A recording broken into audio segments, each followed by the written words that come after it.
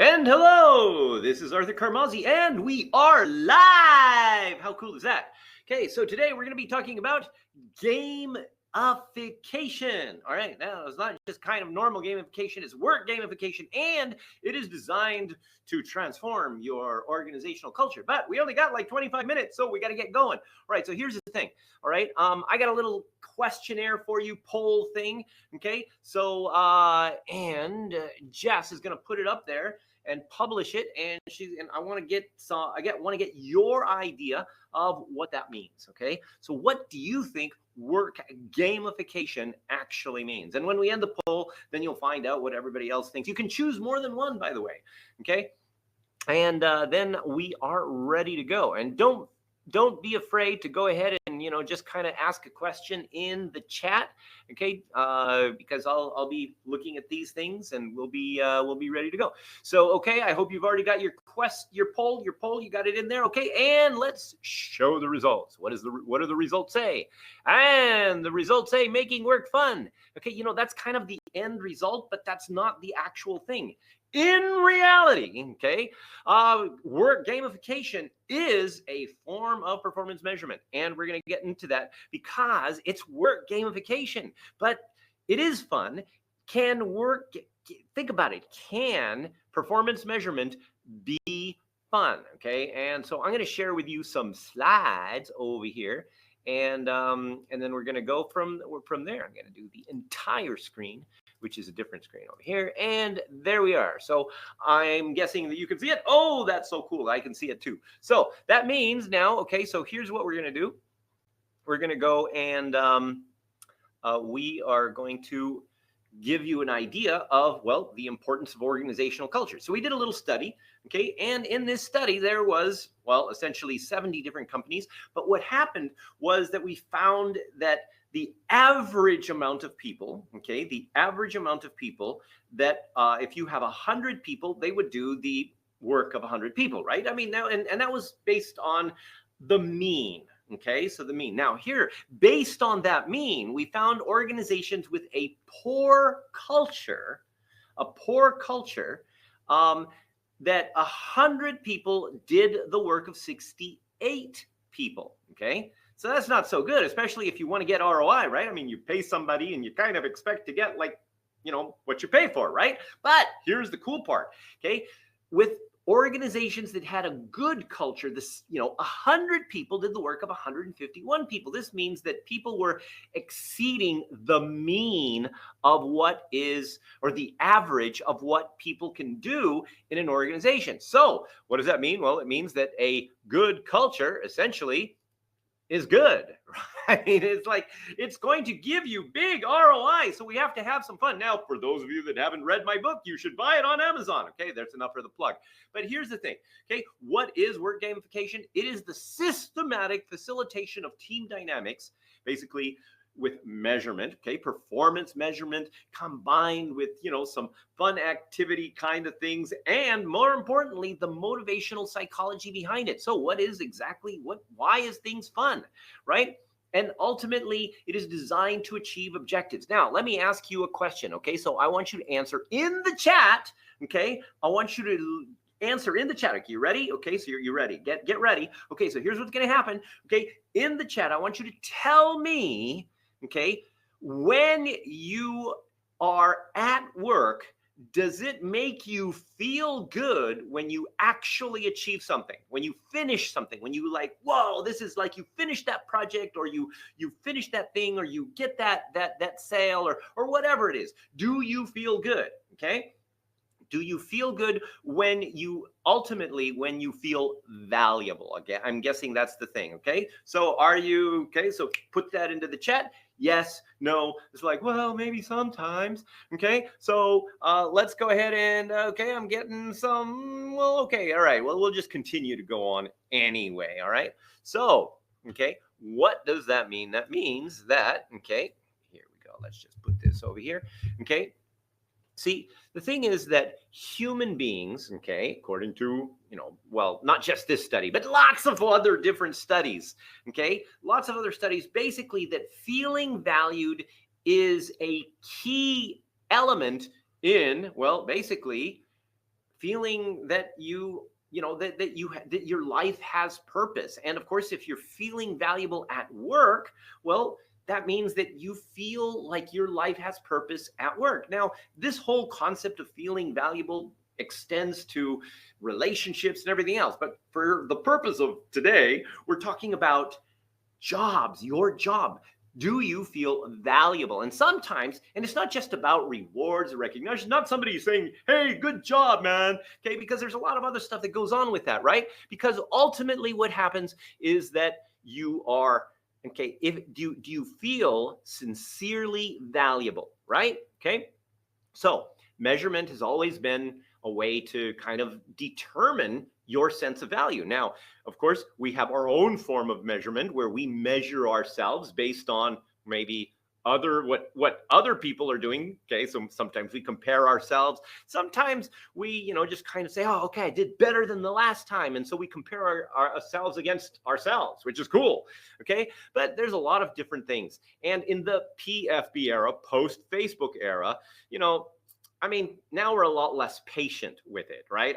Now it's like you go on Facebook or Instagram or anywhere and it's like, oh, I got a like. Oh, okay, that's measurement, right? Okay, oh, I got comments. Okay, more measurement. Oh, somebody shared. That's like the highest form of measurement, right? So you got all these different things that happen. So let's look at why this is important. See, this is what we call the gamification value perception index, right? Okay, so ultimately, we start with potentially low confidence, okay? Even if we start a job, it's like, oh, we're so excited. It's like, whoa, I got this cool job, okay? And you start working, but you're not quite sure, so you have low confidence. And even if you're maybe already been working there for a while, but you're not really feeling valuable, well, you have low confidence, right?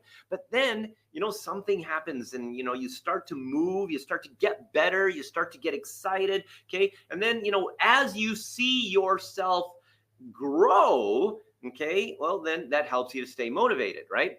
But here's the thing, okay, sometimes we compare ourselves against other people and we say, oh, I'll never be as good as them, and we just give up. It's like, well, or we're never good enough for our boss, right? Because they're always like, so we don't feel valuable, and that part of us, well, we just give up. It's like, okay, just tell me what to do. And then we just sit in this job that makes us feel stuck, okay? Which kind of sucks, okay? So, okay, let's look at the other part of the gamification value perception, okay? And this is in the element of achievement psychology, all right? So, you know how they say that dopamine is the feel-good drug? Well, technically, it's the anticipation of feeling good drug, right? Okay, so here's what happens, okay? You have this idea, oh, something really cool is going to happen, right? Okay, I'm going to finish this. I will finish this. I'm working on it. I have made some progress. Any kind of progress creates anticipation, okay? And then once you have that anticipation, then ultimately you complete it. It's done. And then let's just say that maybe it actually was done correctly and your boss didn't just say, that sucks, do it again, okay? So then that reinforces the competence, which now takes you to the next level of anticipation and being even more awesome than you were before. Now, why is this all important? Well, ultimately because it's about emotion, all right? And let's look at the concept of fun, okay? Fun is diversity. So tell me in the chat, all right, how many of you like to go to a shopping mall? Okay, how many of you like to go to a shopping mall? So just go ahead, tell me in the chat, okay, if you like to go to the shopping mall. All right, okay, so we've gotten some stuff going on here. All right, so now, assuming that the idea is okay, there you go. Okay, assuming that you don't actually work in a shopping mall, chances are you might like to go to a shopping mall. Why? Not because you like have tons of money to go shopping with, but because it's different and it puts you in a different position, right? So that means that you are ready to, kind of do stuff. And oh my gosh, I just realized that I'm going like over time here. Oh no, it's not. Session ends. Okay, I thought, okay, I'm all good. All right, so here's what happens, okay? Shop online. All right. Well, okay. Ultimately, maybe it's not the shopping mall. Maybe it's the beach. Point is something that is different. Okay. Going to a place or doing something that you do not usually do is fills the emotional gratification of diversity and change. Okay. Now that means that something that is not normal makes it life more interesting and becomes more fun. Now, we combine that with other emotional drives, like maybe love and belonging. You go with some people that you have, like your friends, your family, maybe some recognition and significance. You get to dress up and you get to look good. And it's like, whoa, baby, I am so awesome. Okay. And then, of course, you go and you also maybe get some achievement. Like, you wanted to find that one set of sneakers that nobody else, you just couldn't find it anywhere else. And there it is. Okay. Or excellence. Yeah. Okay. Maybe, you just kind of like just do something that just kind of, makes you feel like you have done something a little extra. All right. And then maybe growth. You have some way to fill to get better, to learn something new. Okay. But here's the thing. There's also the drive for security and control. And this one is going to mess you up. Okay. Because sometimes, we kind of have this barrier to gaining all of these other emotional gratifications, including diversity and change. So sometimes like, no, if it changes, maybe things are not gonna, I don't know, maybe it'll work, maybe it won't. And then you don't do anything. And so therefore you don't really have that much fun in your life. Okay. And you just kind of go through it's like, well, life isn't meant to just go and have fun all the time. Sometimes, you just got to be responsible. Okay. So you got stuff like that going on in your brain, which basically is kind of a reason not to have fun. Right. So, okay. But here's the thing.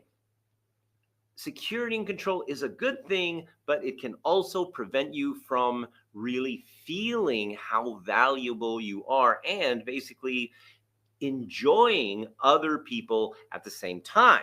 All right. Now, here's the thing. The enemies of fun are also the enemies of engagement, which basically means that, when you're working with a group of people, things that make the world itself not fun, okay, or the location, the space that you're in not fun, are also going to affect negatively engagement of the group. Okay.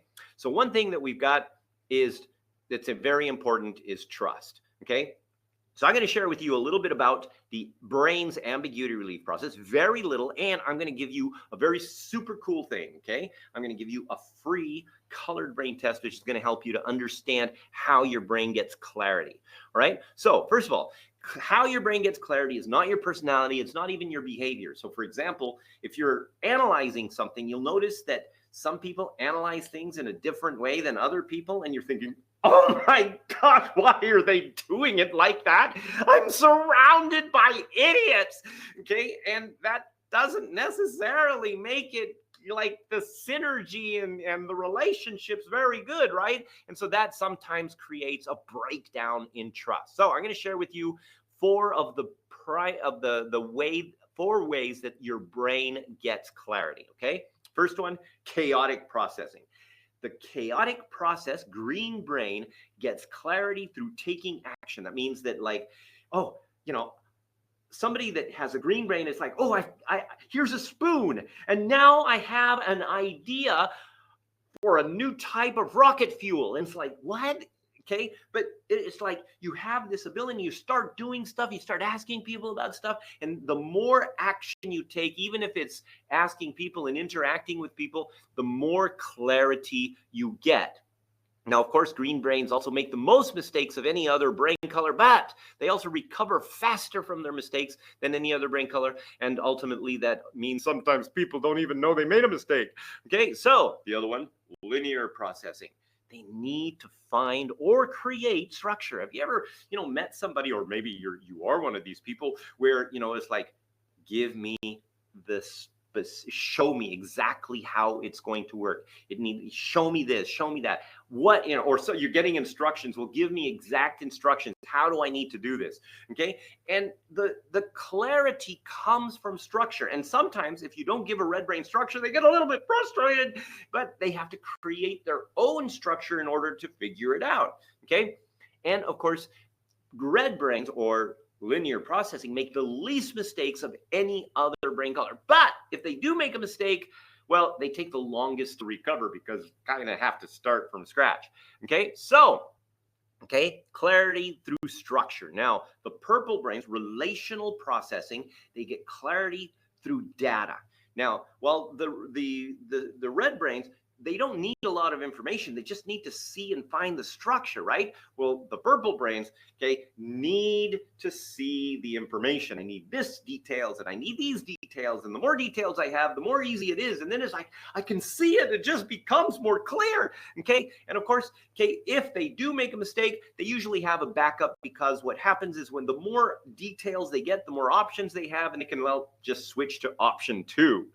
And so therefore, if they make a mistake, they've already got a backup. All right. And of course, intuitive processing, the blue brain. So the blue brain just kind of like, is into like this, to have this kind of sense of everything that's going on around you. And because, they have this sensitivity about like what's going on, they're intuitive. And you know what intuition is, right? It's like, the universe is telling me what to do. Or it could be something like subconscious experiences that you didn't know that you had. So clarity through reflection. So you just kind of reflect and you kind of, notice and feel and sense things around you. And that is essentially how you get clarity. With the intuitive processing blue brain, everything is connected in kind of this sensing kind of way. Right now, here's the cool part. You guys get to go and take this colored brain test for yourself. Now, normally this is $39.95, but for today only, it's free. Only if you take down this code. So you got to get this down quick. Take a screenshot.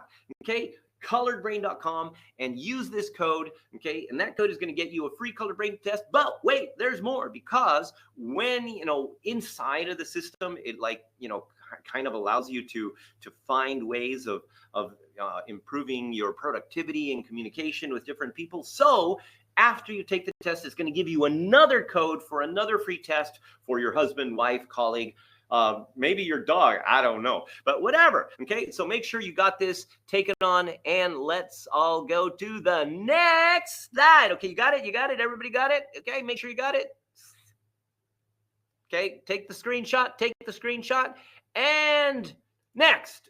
So what is gamified measurement? So right now, you actually are using gamification, How many of you have a PhD or a master's degree, or you are the grand poobah of the club or something, right? So these are all different levels, you're a ISO master, all of these things. Now, of course, there's quality, top 1%, or 1% variation, or all kinds of things that you can measure quality. And of course, on time, right? So it's like, get your pizza in 30 minutes or it's free. So I mean, that also, time is a form of measurement. Quantity, how much of something. Oh, I have this much money, I have this much weight in gold. All of these really cool things. And of course, the objectives. We have achieved X objectives. All of these things are part of measurement that we use on a regular day, and it can be fun. Now, if you go to, there's a booth that I have in the booth area. If you know where that is, I think it's somewhere. You should be able to click something and get there. But there is a PDF that's got like the ultimate guide to organizational culture change, and it's got this whole infographic in there. But ultimately, here's the thing. One of the key things about the infographic is that or the 5 pillars, and there's a few of these, that are very important. One of them is a unified identity, making sure that people kind of connect on this as a club that is trying to change this culture. And remember, that can happen if you've got this whole gamified thing with it. And part of that is by creating or helping them to create the behaviors. Oh, thank you very much, Jessica.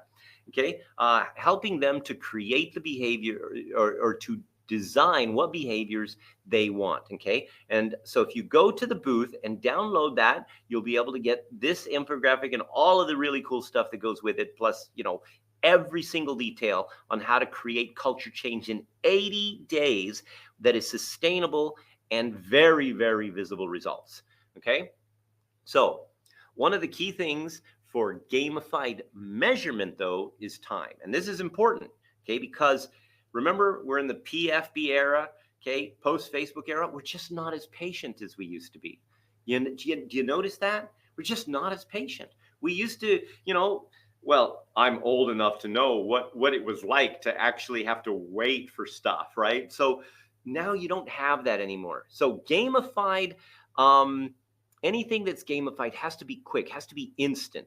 Measurement has to be fast and quick. You can't wait for an annual review or even a biannual or even a quarterly review. You still, you start thinking about it like 2 weeks before it happens. Okay. So this is what we do. For work gamification, you reverse engineer objectives, okay, into behaviors. See, behaviors can be measured every single day, every day, right? And you can also measure the negative part of a behavior. So for example, proactive communication might be one of the behaviors you might want. And if somebody doesn't communicate, they just don't say anything, they always keep quiet, that would be a negative version of that behavior, right? So that means you can give positive or negative points, all right? And it can be done every day. Now, here's the thing. You have to measure at all levels. Why? Because you have to give everybody a chance to win some way. So the organization, okay, so there you can measure, for example, with the OCEAN tool, the OCEAN Organizational Culture Benchmark Assessment, okay, and you can go ahead and check out the booth that I have there also, or you can go to cultureevolution.com and find out more. Also at team level, so you've got the teams, okay, and of course individuals. So it's not just the individuals you're measuring at all different levels, okay? Now, there is a app called Squadly, all right? And let's see if I can move that over. It does work, okay? And you can go to squadly.com, okay? So make sure you get this, take a screenshot, squadly.com, okay? What this does is it measures behaviors, okay? And it also measures the team goals. So for example, once you set behavior goals, for example, you want to be supportive. Well, you have to get 8 points every epic in order to do this, okay? There you go. Thank you, Jessica. Gosh, you are so awesome.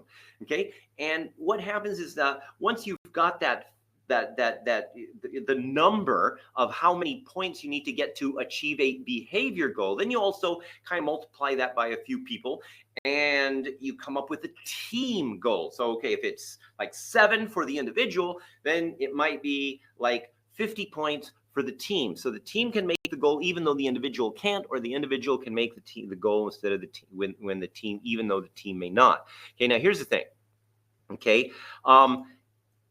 it is very important for resurrection. Now, let me just ask you, you got these games, right? And in these games, you've got these things where you're like, you're shooting robots, bam, and you turn right and the robot kills you, bam, you're dead.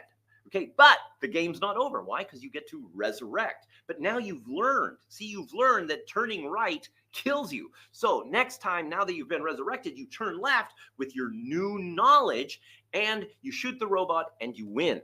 Okay, same thing with gamification. Once you know, so that means you have to have resurrection periods. That means that also in Squadly, you can set it to do like a resurrection every week, every 2 weeks, every month, whatever. Okay. We like every week because it gives everybody a chance to start from zero every week. That way, the people that are always kind of getting ahead don't always get ahead. That means that people can learn and they can win. So the whole point of gamification, remember, is to make people feel valuable. And if they're feeling valuable, okay, and there's different strategies, and you'll find them also at squadlead.com. There's a whole bunch of videos on strategies, okay, on the psychology of helping people to win and making them feel valuable in the process, okay? And the resurrection helps to achieve that on a regular basis. Now, what that does is it takes your underperformers, the ones that could potentially give up, okay, and it turns them into people that actually think, wow, maybe I can actually do this. I've never been able to do it, but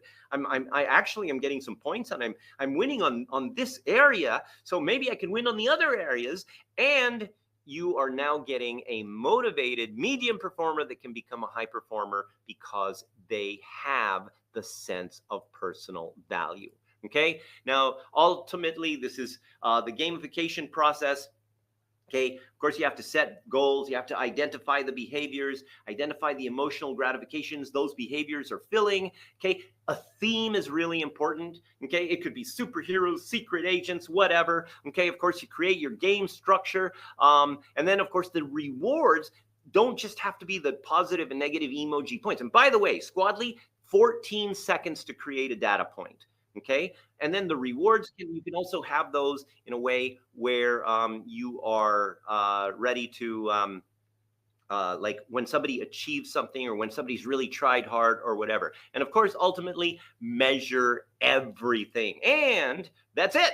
That's all I got. Questions, please. I got like 3 minutes and 23 seconds to go.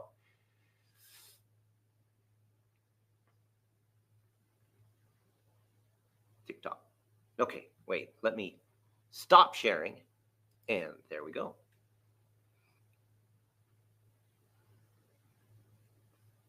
TikTok. 3 seconds, 3 minutes. Any questions? I'm ready. Give me some questions. Okay, oh, let's see. Completing task or achieving results. Okay, very satisfying. Yes. Okay. So ask either in the question section or in the, well, just make it easy. Just put it in the chat. Give me some questions. I'm dying here. Give me some questions.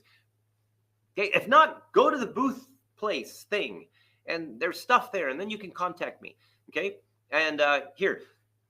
Oh, there it is. Oh, thank you, Jessica. You are so awesome.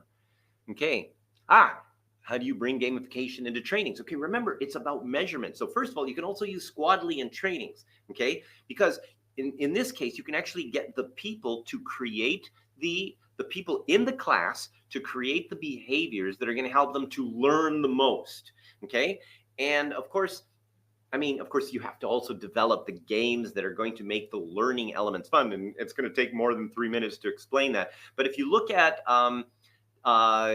some of the stuff on directive communication psychology and all of the different proprietary games that are designed to actually create very like wow kind of mind-blowing interpretations of self, then or just email me and then we can do that. And you can email me at arthurc@carmazzi.net. Here, let me I'll just go ahead and give you that. Okay, arthurc@carmazzi.net. I think that is correct. Yes. Okay. And please, like this is just for people in this group, so don't share the email with everyone. This is my personal email. Okay. So any other questions that I can answer in less than a minute? All right. Thank you. And that's Falco. Hey, Falco. Italiano? No, maybe Werner. Not sure where's that from. Okay, anyway, you'll let me know. Okay. Anything else? Okay, it looks like we're running out of time. 20 seconds to go. Okay. Well, thank you so much. I'm glad that you guys enjoyed it. Don't forget to go to the booth and download some stuff over there. And there's some free stuff that you can do. You can actually, if you go to the booth, you can also set an appointment to talk to me personally, free consultation for a half an hour, and we can do that. Okay, and consideration should have when designing gamification strategy. Measurement is the key. How you're going to measure it, how quickly people are going to get feedback. Feedback is the whole thing. Gamification is about how do I feel when I'm doing something. Do I, and remember, gamification is not always about winning, okay? It is about the anticipation. If you remember the graph, the anticipation of getting something. And that something, remember, can be an emotional gratification, can be knowledge, can be, it can be a sense of winning, which is, significance. Okay, I guess that's it. Bye-bye. Okay, I'm getting beat.